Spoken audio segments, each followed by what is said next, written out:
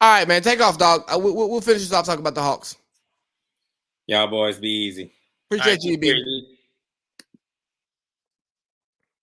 Everybody else got to wake up in the morning. Let's talk about our Hawks, man. So, do you think our Hawks are going to? Do you think our Hawks, what we did in the playoffs was real, and we can duplicate that, or are we going to be like a 7 seed or 8 seed and just? No, absolutely not. I don't see 7 or 8 seed in that team. I think that even though they overachieved, and people got to remember, from a record standpoint, they were the 5th seed, right? So the question is, do they improve upon their seeding? With, I with I don't. Miami being the team in your division that, and even though we won our division actually, but because of how the NBA seeding works, we were the 5th seed. Um, yes, I think that they're going to be better than they were last year from a record standpoint. I don't think that they're going to the Eastern Conference Finals or anything. I think that they definitely will be in the second round and will be a tough out no matter what. Um, Unlike the previous Hawks teams that were, you know, for before LeBron got to Miami, that were winning the division every year, being the 4 seed. They might beat Miami in that 4 or 5 matchup, or Milwaukee in the 3-6, the way that they were doing. So I do think that they'll improve upon wins. And I know it was a shorter season, but they'll improve upon the wins percentage. How about that? Win percentage. They'll improve upon that. I could see them. They're so right where they're at. And if they were the 5 seed, I could see them being the 4 seed this year, because and I know So that sounds so here's easy. the thing. Here's the thing, Pierce. I went to Bucks Game 6 when Cam Reddish had his coming out party. Mm-hmm. And when I tell you that Cam Reddish had the most confidence on the court, even we're down 15 and he's making clutch defensive plays, he's hitting 3-pointers. He was acting like it was a 2-point game. And the fact that he's talking shit, he's getting in people's faces. Cam was the only person who was carrying that game because Trey's ankle was bummed and Trey was done. Trey knew he wasn't Trey. But the way that I saw Cam care, and then our guy from UVA, whose name just slips my brain right now, with him not being available for the playoffs, I go, as long as Nate figures out how to sub these guys right and keep people happy during the regular season for the games that don't matter to ensure that they step up in the playoffs, we're gonna be okay. For sure. We're gonna be better. And we might be the 5 seed again, but we're gonna be a better team. And the person you're thinking about is Deandre Hunter. And That's the guy I couldn't think of his name. DeAndre Hunter, yes. DeAndre Hunter, and think about it, he got hurt too. He didn't play in that Knicks series. He didn't. That they won in 5 games. And granted, the Hawks were just better than the Knicks. I thought that was such an easy series bet. DeAndre Hunter was the second leading scorer. Most people would mistake it for John Collins, but DeAndre Hunter was actually the second leading scorer on the team. And the thing is, they have such a great young nucleus, and I think them bringing back Lou, to me, that was maybe the most important, aside from making Nate McMillan the head coach. Those were the 2 most important factors to why that team was so good. They brought in a 6-man and somebody that could relieve Trey and also play with them, even though it was a terrible defensive backcourt. But Lou is one of those people he's not trying to prove anything anymore. And Lou was sad. He was happy to be home, but he was also sad because remember he had put that post up, and then it said even after the run that he had thought about retiring. There was so much. He talked about on a podcast before after Kawhi and PG came to LA, and he talked about when he was a Laker how he had kind of decided he was going to make LA his home because he has a kid and all that stuff, right? Yeah. And then he goes to Houston, and then he makes his way back to the Clippers, and he's like, okay, yeah, I said I was going to make this my home. This is my home now. And then he gets moved to Atlanta, which is actual home.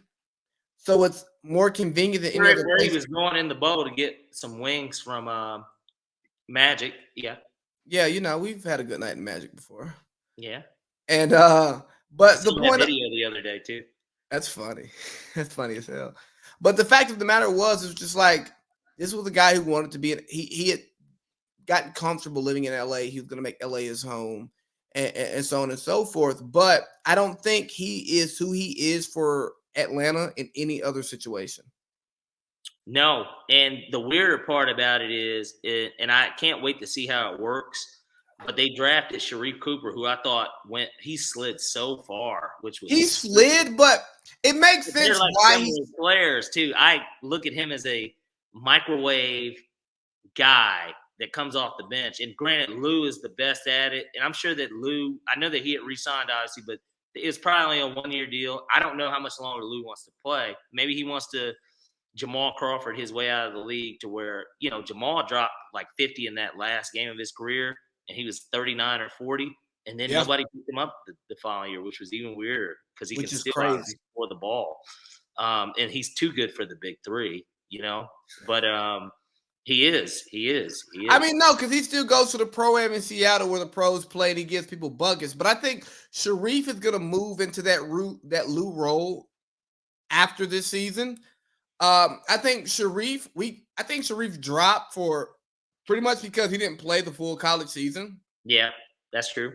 And then even the guy from Duke that we got 2 steals. Well, we got guys that, for the most part, unless they show it in practice and then prove it in games in the limited capacity that they get, they're not going to be logging any real minutes because the team is so deep.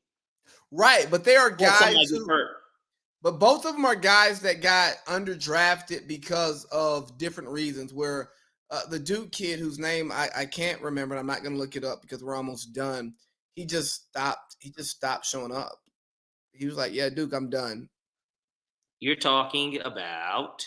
And then with Sharif, because he went to Auburn and he played for Bruce Pearl, and if you know anything about Bruce Pearl, you might have to sit out games so that the team can keep him. Well, so that he can get you there to begin with. Right. Bruce Pearl's gonna do what Bruce Pearl does, and because of that, Sharif didn't get to play. But like, talking about Jalen Johnson, by the way. Jalen Johnson, yes, but Sharif is a bucket. We just gotta hope he can develop his 3-point shot consistently. But as far as getting to the cup, playing basketball, really playing Georgia basketball, because the thing about Georgia basketball, a lot of people don't really take into consideration. It's not as fluid point guard play as New York basketball, but it's very similar in the sense that we're not out here just shooting your eyes out. We're getting to the bucket. We're shooting the middies. We're playing physical basketball. Like, hey, yo, get off me and one. And I'm not calling fouls, and I'm gonna finish. And when I don't finish, and you try to give me the foul, and be like, nah, bro, I was supposed to finish that shit. Is that Georgia basketball like in a nutshell? I would agree for sure. There are so many guys that have come out of here in the league, been in the league, never made it to the league, that have been just bona fide like stars, like them guys, they're studs. Of course, about the guys, of course, that like your Lou Wills, your Dwight Howards, Josh Smith, Colin Sexton. There are guys that are Atlanta bred. Everybody knows it because Jeremy Lamb. Jeremy Lamb is Norcross. Let me tell you, another guy I got to play against Jeremy Lamb too. It wasn't a pro-am league. I forgot. It was in Sandy Springs. So when I was in high school. What's my man's name? Lorenzo. He went to NC State. Yeah. Went to Centennial. Yeah. No, Lorenzo. Yeah. No, I know exactly who you're talking about. Glenn Rice Jr. He played with my homeboy Rod at Centennial. I'm trying to think of some other people. What's the guy he played at Wheeler and went to Wendell Miami? Carter. Well, Wendell Carter, he went to Wheeler too. I didn't know Wendell went to Wheeler. He was the top 5 pick. Daquan Jones, I think it was his name. He played at Wheeler. He went to Miami. You had we got Derrick Fables, another physical guy. you could go down the list of guys that play ball here, like It was, it's another, nobody. it was another cat whose name I can't think of. He played at Wheeler right now. I can't think of his name. And he went to NC State and he went and got drafted by the Cavs. He's a big man. Jaylen Brown is also in Jaylen Atlanta. he went to Wheeler too, didn't he? Yeah, he did. I mean, yeah, Wheeler puts him out. They put these niggas in, man. They put. Hey, but look, Ferris, we got any more basketball shit to talk about? Because nigga, we're gonna talk in like 2 days. Less than 48 hours. You're right. Well, nothing else to talk about basketball. But before we even sign off, man, let's give a big shout out to the Braves for getting it done and not falling. We can stand up for it too. Not falling for the Atlanta curse on sports and taking care of a team that I thought they were better than, and then overcoming an injury like an Acuna and a semi handshake. Ozuna's been out the season for his legal shit. Ozuna, exactly. That's what I was about to say. And with Ozuna out, these guys, and then Soroka tore his Achilles again.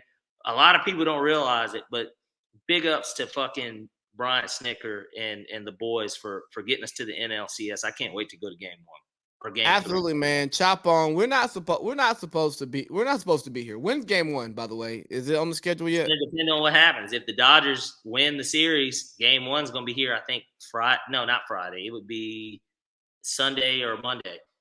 And if the Giants do win the series, which right now it doesn't look like the Giants. Well, they got 3 men. I mean, they got the bases chucked right now in the 5th. Give me the Dodgers in this game. I think it's going to go to game 5 regardless, unless this guy hits a grand slam or something. But right. So here's what we're going to do. I don't care about game 1 because we're not going to play at home either way. I'm going to be looking at game 2. I think we would even against. Yeah, I know record-wise we're not better. I think we would be at home though against the Dodgers because we are division winner. So if we play Dodgers at home game 1, I'm hitting the road. We're going to the game. You got to. I'm gonna get a sweep. I was trying to get one for the game tonight, and I was too late. But they and really they're sold out already for the NLCS. But they have one where we can be in the Chop House, but I have to get 18 tickets. So I already gave my commitment in the down payment. All right, bet. Well, just let me know what I owe you off of here, and yeah, we'll be there. All right, dog. Bro, I'll see you Thursday. You already know the topics. I'll send them to you and JP just for the sake of it. But it's not Herb. We're gonna go. Gruden. Now we're on to another coach. Yeah. We're gonna be Gruden. We're gonna go Gruden heavy.